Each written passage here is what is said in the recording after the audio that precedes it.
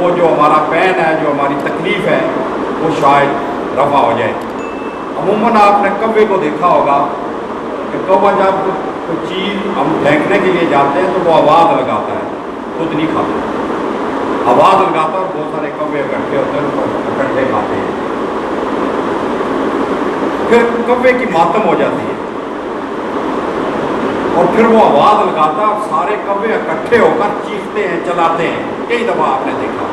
اور ہم انسان کی طرف متوجہ ہوتے ہیں کہ کیا ہو گیا، یہ کیا کر رہے ہیں، وہ ماتم کر رہے ہیں۔ کوے درخت اللہ تعالیٰ نے ان کو روح اور جسم دیا، فرشتے اور جن ان کو روح اور دماغ دیا ہے، اور انسان کو روح بھی دی ہے، جسم بھی دیا ہے اور دماغ بھی دیا ہے۔ جب دماغ دیا تو اس کا مقصد یہ ہوا کہ اس کو اشرف المخلوقات بنایا گیا، اور اشرف المخلوقات جب بنایا گیا تو اس کی ذمہ داریاں بھی کچھ اس پہ ڈال دی گئی، اور پھر میدان کا تصور بھی پیش کیا گیا۔ تم سے پوچھا جائے گا کہ تم نے حقوق اللہ کیسے نبھائے اور حقوق العباد کیسے نبھائے۔ حقوق اللہ کے بارے میں اللہ نے تو کہہ دیا کہ وہ تو میں معاف کر دوں گا، اور حقوق العباد جو تمہیں اویئرنیس تھی، جو شعور تھا، اس کے لیے تم نے کیا کیا۔ تو آپ یقین کریں اسی پوائنٹ کو لے کر آج آپ کے پاس ہم یہاں پر تشریف لائے کہ رٹھوبا چکریام برج صرف ایک چھوٹا سا پل ہے، 160 میٹر رہتا ہے، 160 میٹر اور 480 فٹ ہے۔ وہ سارا پل 97% مکمل ہو گیا اور صرف 3% نہیں بنا۔ تو اس کو اب ہم بحیثیت انسان، اس شہری ہونے کے ناطے ایک گالی سمجھتے تھے کہ یار کیا ہم انسان ہیں، کیا سیاست کرتے ہیں، کیا سوشل ورکر ہیں، کیا ہم اپنے آپ کو کہتے ہیں بڑے فن خوان ہیں۔ تو یہ 160 میٹر پل نہیں بن رہا، تو اس کے لیے ہم آواز بلند نہیں کر رہے، تو اللہ ہم سے نہیں پوچھے گا کہ تم نے اس کے لیے آواز کیوں بلند نہیں کی۔ یہ کوئی بڑا المیہ نہیں ہے کہ ظالم ظلم کرتا ہے، یہ ازل سے لے کر ابد تک کرے گا، ظالم مظلوم پہ ظلم کرتا رہے گا۔ سب سے بڑا ظلم جو ہے وہ یہ ہے کہ ایک اویئرنیس اور شعور رکھنے والا انسان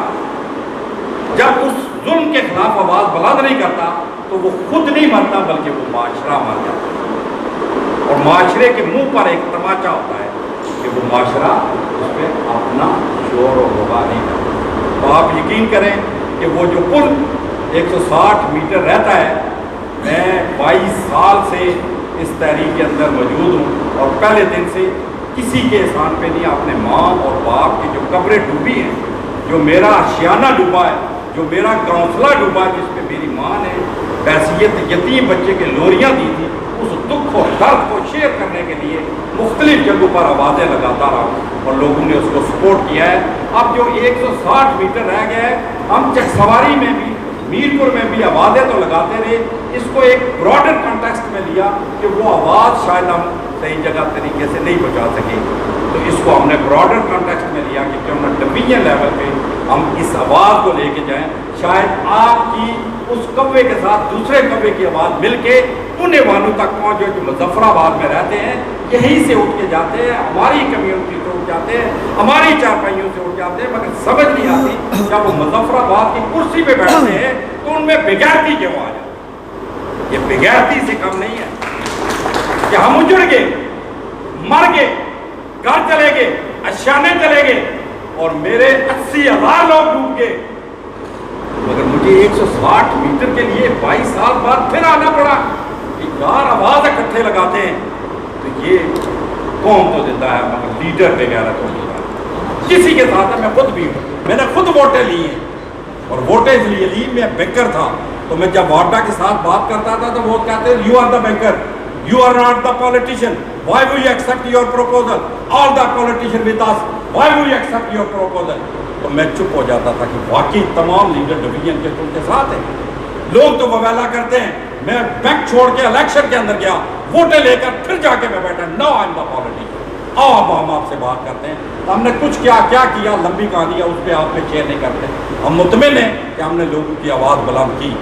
اب مسئلہ یہ تھا کہ جس پہ بات کرنا ہے اسی پہ اختتام بھی کروں گا کہ 160 میٹر ہمارے منہ پر اس وقت بغیرتی کا تماچا بنا یا کلک کا ٹیکا بنا ہوا ہے، اس کو کسی طریقے سے حل کیا جائے۔ تو راجہ امتیاز صاحب کی شکل میں بار ایسوسیشن کے یہ پریزیڈنٹ بنے تو ہمیں ہوپ پیدا ہوئی۔ اس کی وجہ بھی بتا دیتا ہوں کہ ہمیں نے بہت دفعہ کوشش کی کہ اس پل کو کسی نہ کسی طریقے سے حل کروا سکوں، مگر آپ کو پتہ ہے کہ ہمارا یہ المیہ ہے کہ ہم سب سے خوبصورت جو کام کرتے ہیں وہ ٹانگیں کھینچنے کا کرتے ہیں کہ شاید اس سے یہ لیڈر بن جائے گا، اس کی ٹانگیں کھینچو اور یہ نیچے آ جائے گا۔ یہ ایک پیوٹ پوائنٹ رہا ہے جس کی وجہ سے ہم نہیں بنوا سکے۔ تو ہم نے وہ ایک سینٹرل پوائنٹ ہمیں اللہ نے دیا، یہ کسی نے کوشش نہیں کی۔ یہ بار ایسوسیشن کے پریزیڈنٹ بنے، ہم دوست بیٹھ کے بات کی کہ آپ کی شکل میں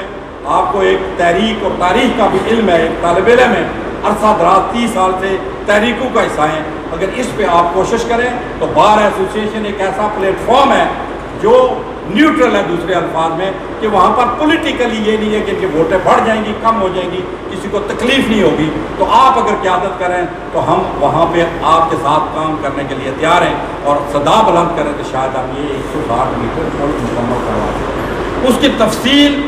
راجہ ارسلان صاحب نے، اسحاق صاحب نے اتنی خوبصورت سارے دوستوں نے باتیں کر دی، ہمیں اس کی تفصیل میں نہیں جاتا۔ تو میں اسی پہ آتا ہوں کہ آخری بات جو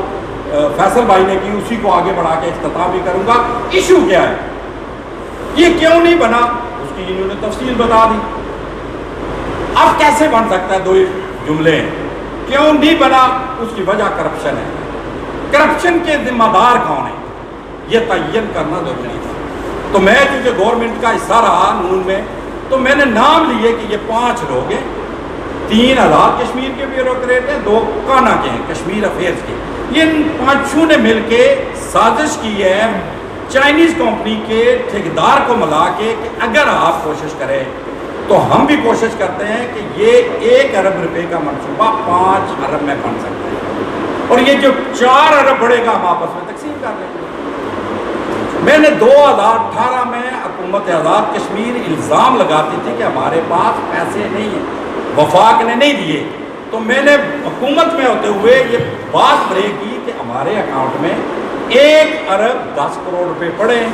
اس کی ٹوٹل لاگت بھی 1 ارب 10 کروڑ ہے، اور وفاق نے دے دی ہے، آزاد حکومت نہیں بنا رہی۔ 40 کروڑ کا پل ہے، 44 کروڑ روپے کی اس کی لانچنگ ہے، 26 کروڑ ٹھیکیدار کا ہے، تو یہ نہیں بنا رہے۔ یہ 5 لوگ کرپشن کرنا چاہتے ہیں، خدا نہ ان کو روکیں اور یہ ہمیں بنا کے دیں۔ اور پھر راجہ فاروق حیدر نے میری بات کو انڈورس کیا۔ 2-3 ہفتوں کے بعد وہ ڈڈیال آئے، میر پور گئے، اور انہوں نے کہا کہ مجھے کچھ بیوروکریٹ نے 55 کروڑ روپے کی آفر کی ہے کہ آپ یہ پی ڈی سے سائن کروا دیں تو ہم آپ کو 55 کروڑ دیں۔ میں ان کے پاس چلا جا کے، میری ایکسیس تھی ان کے بیڈ روم پر، میں نے کہا رائے صاحب آپ تو بات کلیئر ہوگی، میں تو نام لیتا تھا، اب تو آپ کو انہوں نے آفر کر دیا ہے، ان کو ذرا بھی سزا دے دیں اور اس کو مکمل کروا دیں۔ سو مائی قسمت یہ ہم نہیں کروا سکتے۔ کیوں نہیں، میں نہیں ان پہ الزام لگاتا، اب یہ نہیں کیا، یہ اب تاریخ میں لکھا جائے گا نا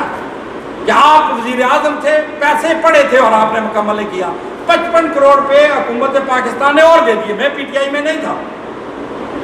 انہوں نے 1 ارب 65 کروڑ روپے پڑے ہیں۔ میں نے کہا جی شروع کروائیں آپ،